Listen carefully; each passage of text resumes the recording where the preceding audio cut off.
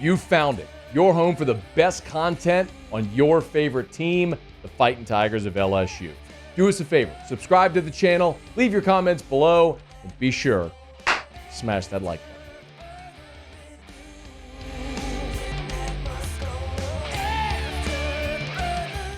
Manning Passing Academy was over the weekend. Garrett Nussmeier was in attendance and had a great showing. I mean, sure you all saw the clips of him on social media just really airing it out down there. But with that also comes a meeting with the media, and Garrett Nussmeier partook. And I thought he had some really intriguing and fascinating things to say, actually, about this LSU team. It's the first time that we've heard from Garrett since the spring. And look, I'm sure he'll make his way to Atlanta with that for SEC Media Days with Brian Kelly and the rest of the LSU contingent. You'll hear plenty of him on the first day of that event, because that's when LSU will go again. But sticking with the Manning Passing Academy, one of the things that really jumped off the page to me was when he was asked about the talent level at LSU, because Brian Kelly has been asked about this numerous times this offseason. Like, I think you can count on one hand the amount of times Brian Kelly has had a microphone in his face and has not been asked about the talent level and if this is the most talented team he's had at LSU. And consistently, Brian Kelly has doubled and tripled and quadrupled down, saying, yes, it is. And Garrett Nussmeier was kind of asked that same question at the Manning Passing Academy, and he backed up his head coach. Well, he's not lying. It's definitely the most talented roster that I've been a part of at LSU. It's the closest team I've been a part of at LSU from top to the bottom of the roster. So it's very exciting. Like I said earlier, there's a lot of expectations for us. We accept those expectations. And, I think that not only is there an expectation for us from the outside, but there's also an expectation for us from within. Bax says, no, he's not lying. This is the most talented roster I've been around. But the thing that really caught me there was the second part where he said it's the closest team I've ever been around at LSU. And, man, that's as important as anything. You got to have the right guys in that locker room. You have to have everybody pulling in the same direction. And with the transfer portal and that era, that can be hard to do. You're bringing in so many different guys from different systems, from different backgrounds, all into one, all into your program, and you have a very finite time to instill your culture. You really have to do that on the recruiting trail when you're dealing in the portal. And for Garrett Nussmeier to say that, that's encouraging. Now, he's supposed to say that, right? You could very easily take a pessimistic view of him and go, what do you want him to say? Well, I want him to say that. But when I hear it coming from a leader like Garrett Nussmeier, I buy it. Like 100%. Because also, I think you've heard it from the transfers that LSU brought in as well. If this team's going to make a run to the college football playoff, sure, you need the great play on the field, but one of the only ways you're going to get that is the togetherness off of the field. So as great as it is to hear Garrett Nussmeier back up Brian Kelly and say, yeah, he's not lying. This is the most talented team we've had. It's the most talented team I've been around since I've been here. But to follow that up with it's the closest, that's really important. Now, back to the talent. Garrett Nussmeier was asked about gelling with all the new players, especially those receivers that they brought in for it. Yeah, it's been huge. Obviously in this new era of college football, you have transfers and things like that. And the most important thing I think we've underlined is that, we have to be close. We have to create a chemistry, and I think we've done an unbelievable job with that. Whether it's, you see the videos of us playing in the pool at Coach Kelly's house, or, just hanging out over there, doing different things, on our own time, just spending time around each other as much as we can, getting those transfers as comfortable as we can, and just trying to build that chemistry. Again, it speaks to right back to what he said in the previous, closest team I've ever been around. I have no worry that Garrett Nussmeier will be in sync with Nick Anderson on an over route come September. That'll happen just fine. I have no issue and no worry that he won't be in sync on a go route with Barry Brown or Chris Hilton. That stuff will work it out. Garrett is a great leader. He's extremely talented, and that stuff just will kind of come natural. But it's the chemistry and getting those guys comfortable. The transfer's comfortable in the program at LSU. That's so big. LSU is never, ever, ever short for weapons on the offensive side of the ball at the skill position. Ever. And they once again have an embarrassment of riches. And it's one of the reasons everybody looks at Garrett Nussmeier and expects such a big jump for him. The on-field chemistry, I think, will be fine there. I have no worry. But again, it goes back to, well, why do you buy it when Garrett Nussmeier says it's the closest team? Because of everything he said in that answer.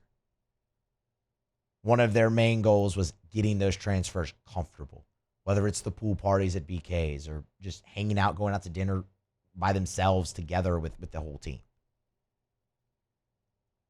And that will lead to a better, not a better, but a great season for Garrett Nussmeier.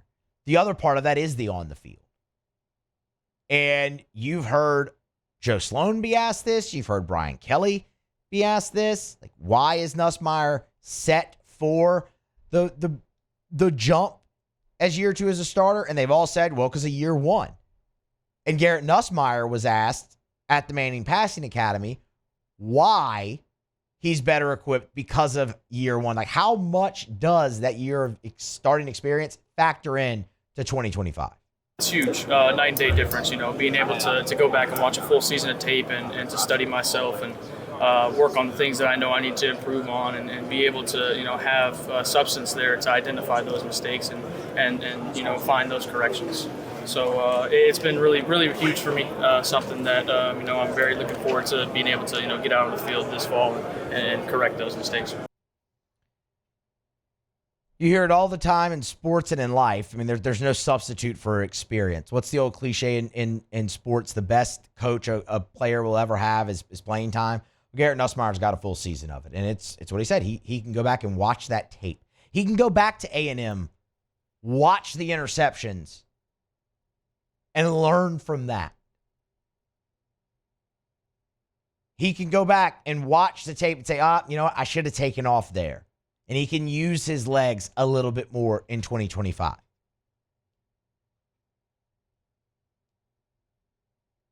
He knows the expectation is there.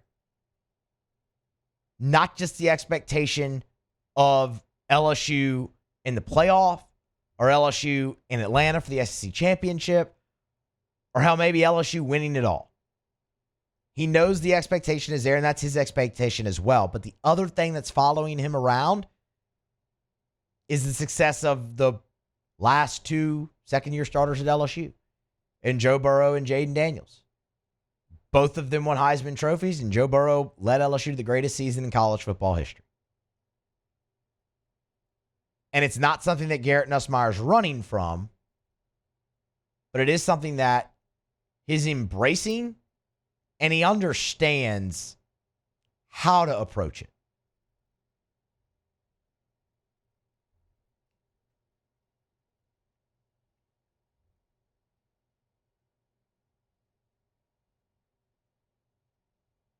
It's definitely no question that I didn't, use my legs enough last year and I wasn't mobile enough. And so I definitely made that a point of emphasis for me this year and this offseason, just as far as, weight training and things like that. Just, making myself, more twitchy and things like that. And so it's definitely been a good offseason. I think Coach Flynn has done a really good job. I think the whole team has kind of attacked the weight room and conditioning and a very, very strong mindset, a 1-0 mindset, as we keep talking about. So I think it's been very good.